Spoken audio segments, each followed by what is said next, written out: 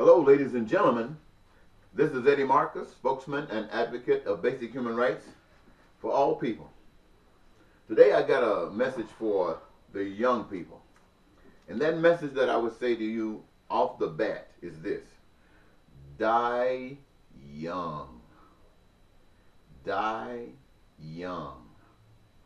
Now, the secret of being willing to die young is to know who you are, is to know as much about the truth as you possibly can, to know that you are an everlasting life, that you are housed in a body right now in this space of time to do good, if that's your choice, or to do evil, if that's your choice. But I could say to you that one thing is absolutely a curse, is living old, if you did not do good when you were young. That's the punishment. Look at all our old people. Look at me. 67 years old, maybe looking like I'm 90. But there are people who are 90 years old who look real good. But I'm not talking about them. I'm talking about you. So how do you be able to maneuver through life and doing good? Well, see, the secret of life is this, is that life is continuous. But if you are a part of life and know it, then you know what role you play in life. And by knowing what role you play in life, you have the, before you play it or not. And if you play it, then it goes into the harmonization of all of that for which life is all about. For instance, you came here on this planet, and there's something absolutely that wonderful that you want to do. It's more exciting and self-aggrandizing than sex. It's more fulfilling than a steak and sweet potato. It's life. And that thing, it varies in individuals. And it varies in degrees within individuals, even those things that are similar. And these things that we, the people, do who come into this earth have been given, first of all, for people to survive, they need more than oxygen and water and earth to walk on and blood. They need other things that the powers that be have put in our hands to supply. And that is food, we need it. It's clothing, it's shelter, we need it. It's education, it's healthcare, we need it. And by the power that is responsible for our being here and instilling in us that great desire, what is that for? That is for us to engage ourselves. That is what we might call employment. That is what we might call careers. But the fantastic thing about this is that it is a career of our own choosing. Basketball players love playing basketball. Football players love playing football. Dancers love dancing. Singers love singing. Ditch diggers love ditch digging. Building buildings love building buildings, and highways and infrastructure. Everybody loves exactly what they're doing. And having the opportunity to do it is its own greatest reward. It is the thing that gives you joy. It is the thing that gives you joy of life, young people.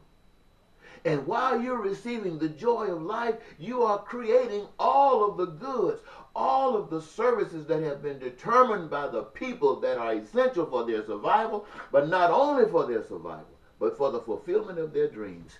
You have done that. And it didn't cost you a penny. You didn't have to go in debt. You didn't have to get in credit. You didn't have to pay interest. You didn't have to get in a loan or nothing. And that is the will, my friend,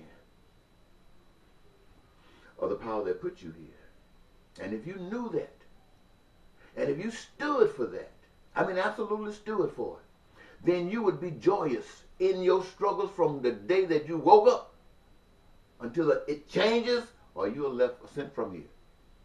You see, what happens is that joy that you're seeking is all wrapped up with that power that put you here. And as long as you're wrapped up and connected to that power, I don't care what the people out there see you as. They might see you hanging on a cross. They might see thorns in your scalp. But you'll be sitting there with the glory of God. I'm trying to tell you something that you don't know. Oh, my. And this is why I'm telling you. Because for me, I kind of knew this, but I didn't know it like this. I know God is real, that power. I've seen the miracles. There's no doubt there. I know that the earth exists because that power is responsible for nothing that you and I did. So I know you and I can't claim anything. We don't bring nothing here when we come. We don't take nothing away. It all belongs to the power.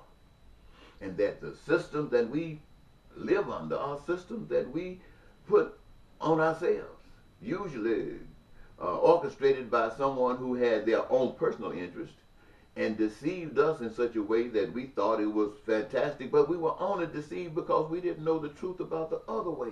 We might have been doing it all at the same time, but we didn't understand why. And so the lie seemed good. And so we stepped off on a lie that we've been on all of our existence. Even those of us who have been good, even those of us who do the best we understand good to mean. It is you. It is us who are at that level, whether we are growing in spirituality or whether we're descending from it because we haven't seen the fulfillment thereof, not understanding our role in it.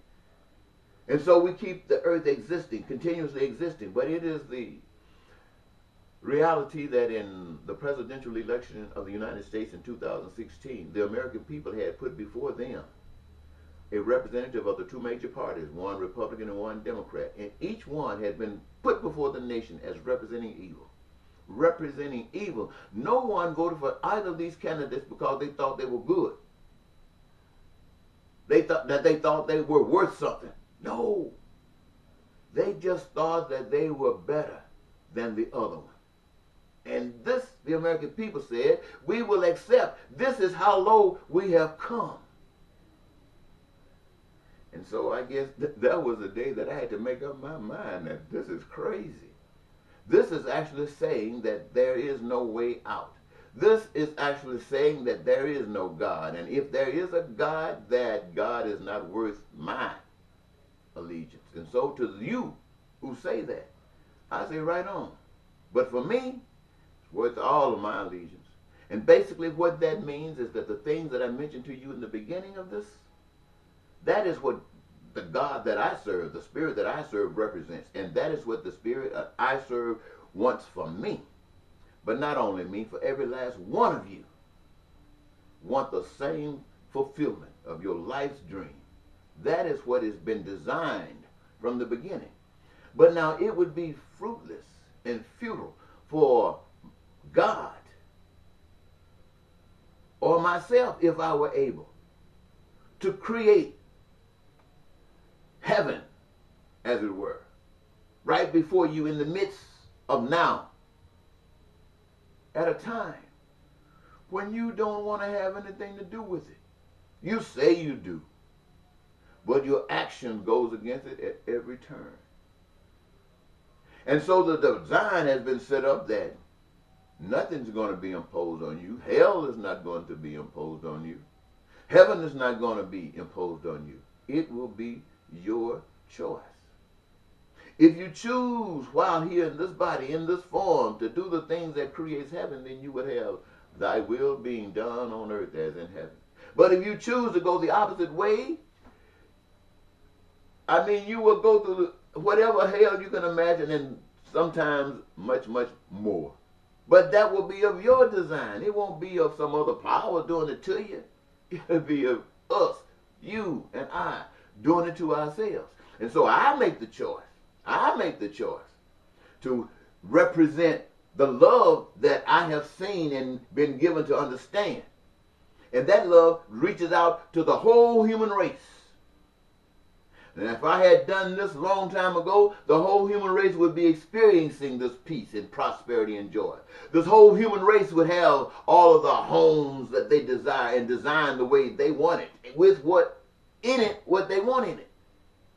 They'd have food and clothing, never without it. It would be in abundance, but they wouldn't have it all stacked in their houses. They'd have it kept in orderly fashion so that they can access it as they desired, wanted, or needed. Education, unlimited, unrestricted, nothing about money. You don't have money, nothing. Health care, from the womb to the tomb. And everybody that's in that profession are there not to make money, but because they love saving the body And they're glad when they get the opportunity. Sad that you fell short, but they're glad to be there to give you what you need to get you back up and going again. Ladies and gentlemen, that's fantastic. Healthcare. They didn't cost you a penny. They didn't need an insurance company. They didn't need any of that. They didn't need anybody to back it, to underwrite it, to do anything. It was all there by the grace of you who are experiencing and using and sharing love to one another, doing unto one another as you would have God do unto you. Why would you have less? It's the best when you know it. And so, what we're trying to say, what I'm trying to say to you, is all of this is before you. I made my choice. I want to die standing up for this beautiful, wonderful world that I can imagine for all of you. I don't want to die for no other reason but that I stood up and I spoke out. And when I was challenged face to face, one-on-one, me with the system, I stood for what I told you and what I'm telling you, because that's what the power of love has put in me. And I'm not going to try to force you to do anything. That's on you. I'm just going to make sure that I do the things that I say that God has shown me. And that's good enough for me. So I would say to you young people, if you can hook on to something like that, you change the world. Or you die young, because if the world is so sick that they can't stand the beauty that you bring, and if you, being real as you are, led by the Spirit of God, the greatest thing that could happen to you is to die at the hands of evil, because that is your new birth, whereby you, my friend, reap the rewards of the Almighty. Now, what are those rewards? I'm not going to try to tell you that I know. I've heard people say all kinds of things. But I do know this. When you're walking in the power of that Spirit, in the power of that God, right here in these bodies and in these times, what you feel, the world can't give it to you. And the world can't take it away. And I'm confident for me that if the world tried to do anything to rip this body down, the power that I speak to you about is able to do whatever it wants to do. That might mean giving me more love. Smokey Robinson sang about that. Gonna give you more love and more joy. Anyway, that is what I'm going to leave with you, ladies and gentlemen. The young people, die young. Because if you don't change the world, and you still living when you get 60 and 70, especially those of you girls who think you're so pretty, who stay in front of the mirrors and stay in front of the cameras always looking at yourselves, putting on your makeup and all that kind of stuff, you know how good, how important looks are to you. But if you don't take care of business when you're young, you're going to get old and ugly. You're going to want to stay locked up in your house and not even come outside. Now, there's those of you who are going to give it everything you possibly got to make a difference, to show love. You'll be able to come outside because, hey, you, as far as you know, couldn't do any better. You won't be ashamed. But you people who didn't do anything, you're going to be hiding. You left one state, moved away, time caught up with you. You don't even want to go back home. You don't want people to see you. You can go back home, they're in the same shape you're in. But I'm telling you, young people, die young. Change the world or go where love is. Bye-bye. Oh, wait a minute. I might as well tell you this. Now, you've heard my testimony. I'm supposed to be going to court for something minor.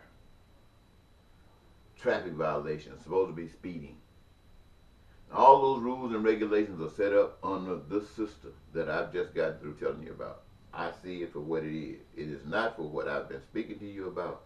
It is for perpetuation, a continuation of the things as they are, that's constantly going deeper and deeper into the abyss, as your choice for President of the United States 2016 indicates.